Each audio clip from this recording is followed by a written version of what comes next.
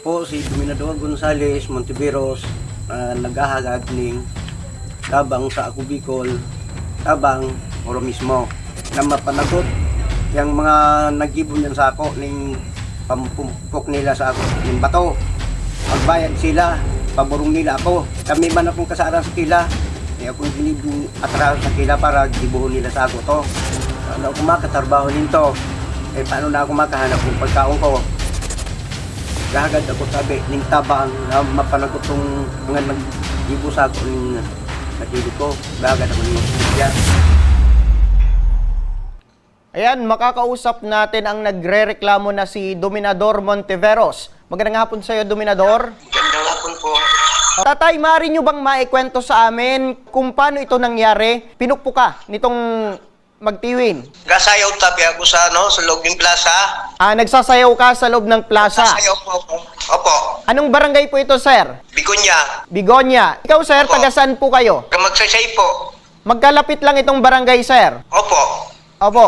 So, paano muna ikaw nakapunta dun sa plaza? Nakisakay ako sa pinsang ko. Opo. So, may kasama kayo? Ang pinsang ko pong galing Maynila na meron auto. Kumbaga Opo. nakisakay ako ron. Nakisakay ka? Tapos Opo. bumaba ako sa may plaza.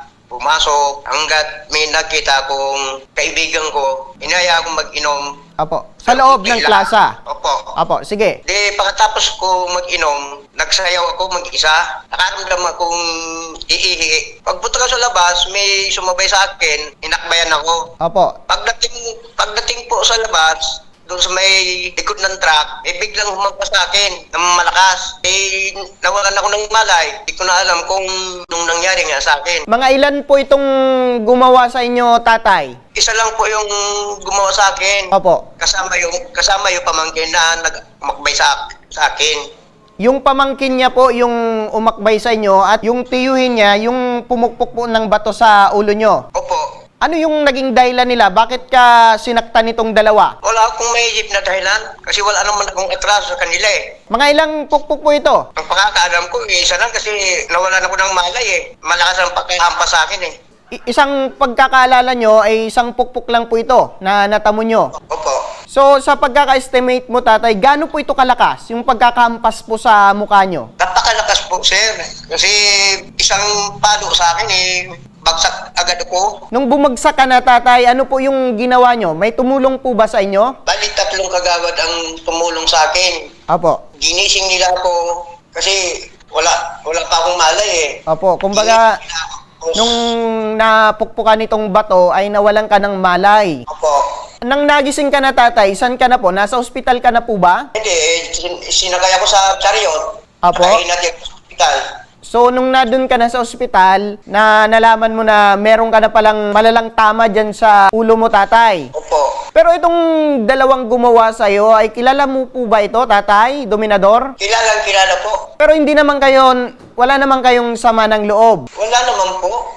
Sino po itong gumawa sa inyo, tatay? Bini. Ano po? Katina. Opo, anong apelido po ito? Magkakaano-ano po itong dalawa? Mag-join. Magtiyuhin. Opo. Pagkakalala mo, tatay, nandun ba sila sa plaza? Sila ba yung nakikipag-inuman din? Hindi ko nga rin mapansin yung bata, yung pamangkin. Ang alam ko, sasayaw. Opo. Tapos, nakita na akong palabas ako, sumabay. Opo. Ayan ako. Pero hindi ko nakita yung tito niya na nakaabang na pala doon sa labas. Pero sa pagkakatanda mo, tatay, na sinasabi mong nakainom ka lang, may naalala ka bang meron kang nagawang masama? Kung kaya't ganun na lamang yung galit ng magtiyuhin sa'yo? Wala naman po. So, anong oras po ito nangyari? Kailan po ito nangyari, tatay? Launa. Alauna ng madaling araw. Araw. So, ngayon, tatay, ano po ang nais mong mangyari? Pagbabayarin ko sila sa mga atraso nila sa akin. Kasi hindi nga ako makapagtrabaho. Lalo ngayon, tinihinda ko yung sakit ng ulo. So, ko siyempre, alos pag sa gabi, hindi ako makatulog kasi masakit yung, masakit ulo ko. Maliban, tatay, sa pagiging construction worker, ano po yung pinagkakakitaan natin? Wala nga po eh. So, yun lang talaga yung hanap buhay mo, tatay, ang pag-construction. Sa pamilya nyo, tatay, sino pa po yung nagtatrabaho sa inyo? Dalawa lang po kaming magkapatid. O wala ka pa pong asawa, tatay? Po. Ikaw ba tatay, tatanungin ko lang, mahilig ka ba talagang uminom? Bihira lang po. Gaano ka kalakas tayo uminom? 2 bote o 3 ganyan. Pero may may mga kadyano din po ako. Kumbaga, 2 bote, sakto na yun tatay. Kumbaga, 3 kayo, sakto na yon sa isang gabi. Tamang-tama na yun na pampatulog. Opo. Wala ka naman tatay record dyan sa inyong barangay? Wala po. Ang gusto mo tatay dito sa dalawa, ano yung mensahe mo dito sa dalawa? Ang gusto ko po sa dalawa, magbayad sila ng gamit sa sarili ko. Kasi hindi nga ako makapagtrabaho. Kasi iniinda ko yung tugot ko. So, ibig sabihin tatay, nung na-hospital ka, walang tulong mula dito sa dalawang gumawa niyan. Wala pa po. May bayaran pa nga po rin eh. Nasa magkano para ho ito tatay Dominador? Mga 1 po. 1-2. Opo. Wala pa doon yung arawan mo tatay sa pagtatrabaho bilang construction. Wala pa po. Nasa magkano na lahat tayo? Kung i-estimate natin or i-add natin, lahat. 4. Nasa 4,000. Kumbaga, yan na yung kabayaran ng perwisyo na idinulot sa'yo nitong dalawang nasa likod ng pamumukpok sa ulo mo, tatay. Opo. Apo, sige tatay, kasi kanina ay sinusubukan natin na tawagan po itong dalawang nasa likod ng pamumukpok po sa inyo, ngunit hindi po namin makontak po itong dalawa. Idaan na natin ito sa barangay, ano tatay? Para naman sa inyong kasunduan o kung nais nyo pang magkaayos, makakausap natin sa kabilang linya ng telepono si Kapitan Ray Obre ng Barangay Bigonya, Viga, Catanduanes. Magandang hapon, Kap. Magandang hapon po, sir. Ay, tanong ko lang, Kap, nakakausap nyo na po ba itong inireklamo ni Tatay Dominador? Hindi pa po, sir. Ano po yung masabi natin sa regarding po dito sa nangyari, Kap? Hindi pa kasi nakakausap, sir, yung dalawa, sir, Desisyon lang tayo, sir, yung pag nakausap natin yung dalawa. Pero meron po kayong alam sa nangyaring pamumukpok po dyan sa inyong barangay? Ang nakarating po sa aking impormasyon, sir, unang nangyari na po ito sa barangay ng Magsaysay. Noong nakaraang pista rin, May 25. Sino naman yung sangkot, Kap? Dalawang ito, yung namukpok, sir, yun din daw ang nangorsunada doon sa Magsaysay. Itong pinukpok, wala daw itong alam, hindi ito kasali. Kumbaga, siya lang yun na pag-initan dito, parang nadamay siya. So talagang masasabi natin, Kap, na itong dalawa na kabarangay nyo po ay talagang mahilig man trip po pag in case po na nakainom po itong dalawa. Yung isa lang po, yung pumukpok po, yun ang palagi nakakarating sa aking balita na mahilig siya sa mga mangorsunada. Opo, mahilig mag-amok po itong suspect. Opo. Opo, dahil po dyan, ano pong naging action natin po dito, Kap, regarding po dito sa nangyari? Ang unang action po namin, sir, nagpadala kami ng summon para nga sa bukas na paghaharap namin sa barangay. So, Yun lang po muna, sir, ang nagawa namin, summon lang po muna, sir. opo, so ibig sabihin, Kap, meron po itong naka-schedule po na pagharap po itong dalawa. Opo, sir, bukas.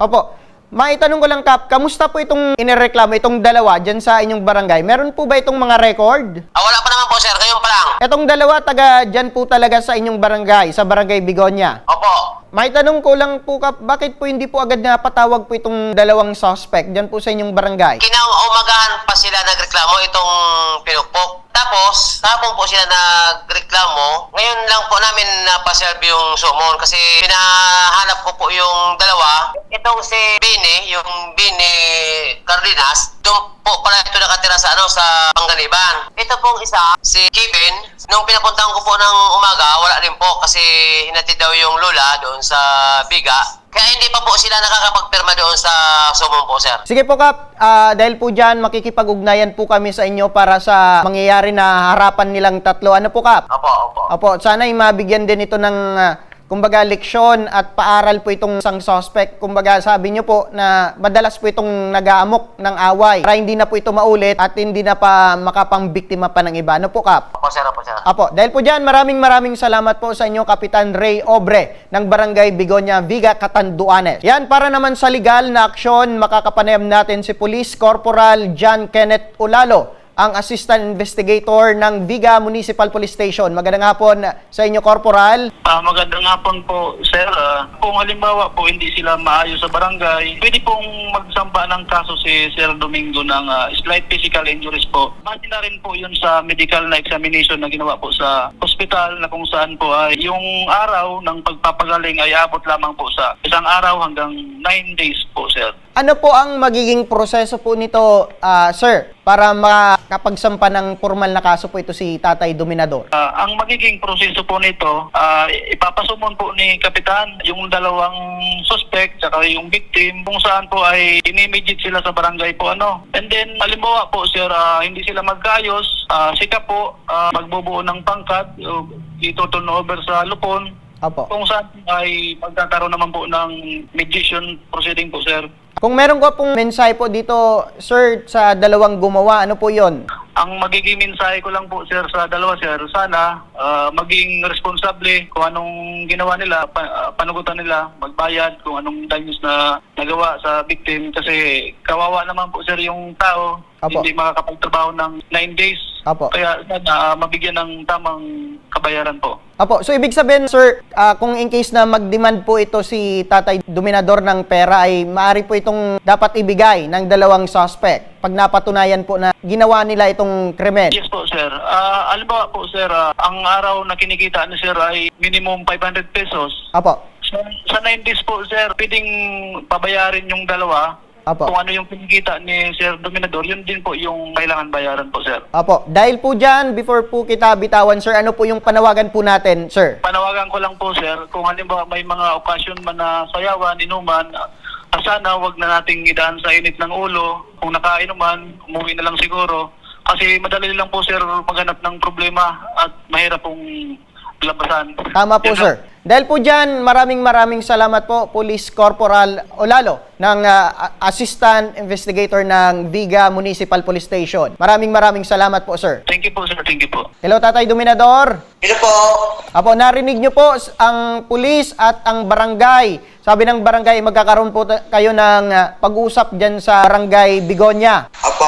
Opo, at in case na hindi po kayo magkasundo, sabi ni Police Corporal dyan sa Biga Municipal Police Station, ay maaaring ka pong magsampa ng kaso na slight physical injury sa laban sa dalawa at pwede kang mag-demand ng danyos sa nangyari po sa inyo. Ano, Tatay Dominador? Opo.